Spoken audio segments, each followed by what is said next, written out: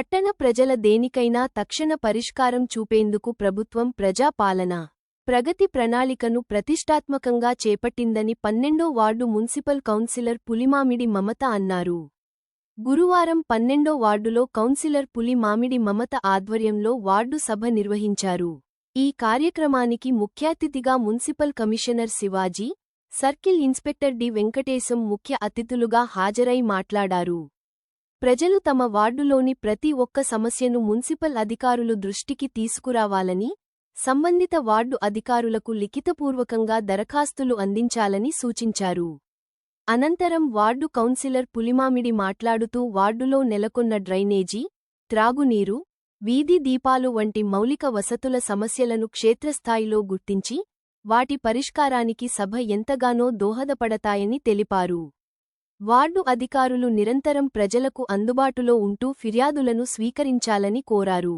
ఈ కార్యక్రమంలో municipal councillor Shaji, municipal cooption సభ్యుడు మునపల్లి సత్యనారాయణ, వార్డు ప్రజలు చీలం మాధవి, ఆర్పి శారద, ఓబి అనిత, శశికళ, మంజుల, శైలజ, ధనలక్ష్మి, లావణ్య, రాధాబాయి, మాధవి గౌడ్, నీలి అంబదాస్, వేణు, కృష్ణ, తాలేల్మా రాము, సోమశంకర్ తదితరులు పాల్గొన్నారు. ప్రభుత్వం ఎన్నో పథకాలు చేస్తుంది, ఎన్నో స్కీమ్స్ తీసుకొస్తుంది, అవన్నీ కూడా మీకు వివరిస్తుంది. మీరు తెలుసుకోవాలి. ఎందుకంటే ప్రభుత్వం ఉన్నదే ప్రజల కోసం. మీకు చేస్తుంది ఎన్ని పనులు చేస్తుందో తెలుసుకోవాలి. ఇంకొకటి ఏంటంటే ప్రజలకు కూడా సమస్యలు ఎదురున్నా సరే మా దృష్టికి తీసుకొస్తే గవర్నమెంట్ తరఫున ఎంత అప్పు చేయొచ్చు అనేది కూడా చూద్దాం. వార్డు సభ అందరికీ కూడా పర్సనల్ సమస్యలతో ఉంటుంది. అలా కాకుండా మున్సిపాలిటీ ఎన్ని పనులు చేస్తుంది, పుట్టుక నుంచి చావు వరకు కూడా మున్సిపాలిటీ పనిచేస్తుంది. ఎట్లా పుట్టినప్పుడు బర్త్ సర్టిఫికేట్ ఇస్తాం, దాని తర్వాత ఇల్లు కట్టుకున్నప్పుడు పర్మిషన్ ఉంటుంది, ఇంటికి హౌస్ నెంబర్ ఉంటుంది, దాని ముందు డ్రైన్ కడతాం, రోడ్డు కడతాం, లైట్లు వేస్తాం, మంచినీళ్ళు కూడా ఇస్తాం. చివరికి చనిపోయినప్పుడు డెత్ సర్టిఫికేట్ కూడా మున్సిపాలిటీ ఇస్తుంది.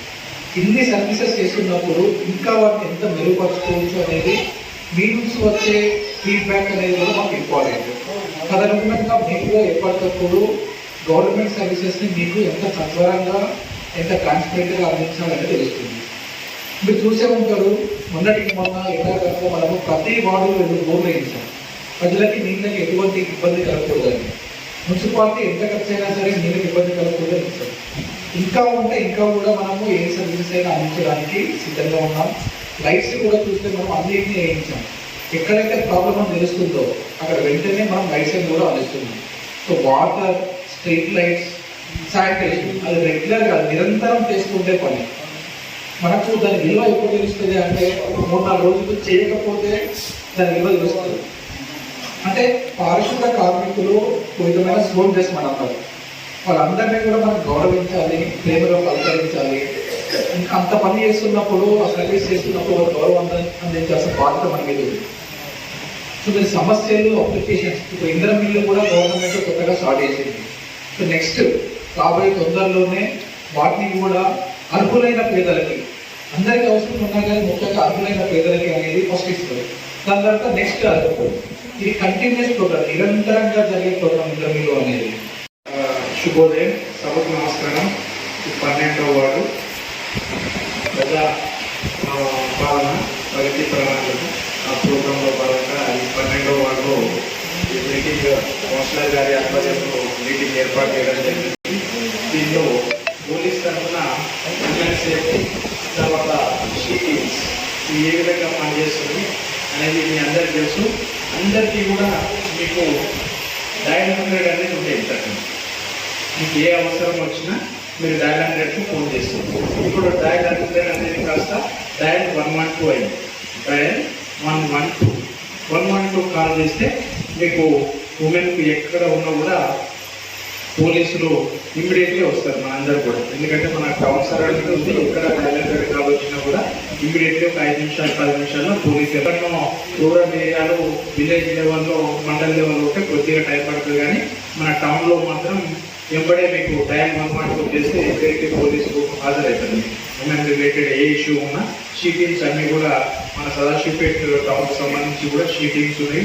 ఈ షీటింగ్స్ అన్నీ కూడా ఎవ్రీడే వాచ్ చేస్తుంటారు. ఉమెన్ రిలేటెడ్ ఇష్యూ ఏదైనా ఉన్నా కూడా, హరాస్మెంట్ ఉన్నా కూడా, వాళ్ళకి ఏదైనా వేధింపు ఉన్నా కూడా దాని మీద నిర్భయంగా పోలీసుకు కంప్లైంట్ చేస్తూ, పోలీసుకు సంబంధించి స్పెసిఫిక్ నెంబర్ ఏం వస్తుంది, డైల్ 112 చేస్తే ఇమ్మీడియట్లీ పోలీసు వస్తారు. మీ కంప్లైంట్ ఏదైనా ఉంటే దాన్ని అడ్రస్ చేస్తారు, దాన్ని ఇష్యూ సాల్వ్ చేస్తారు.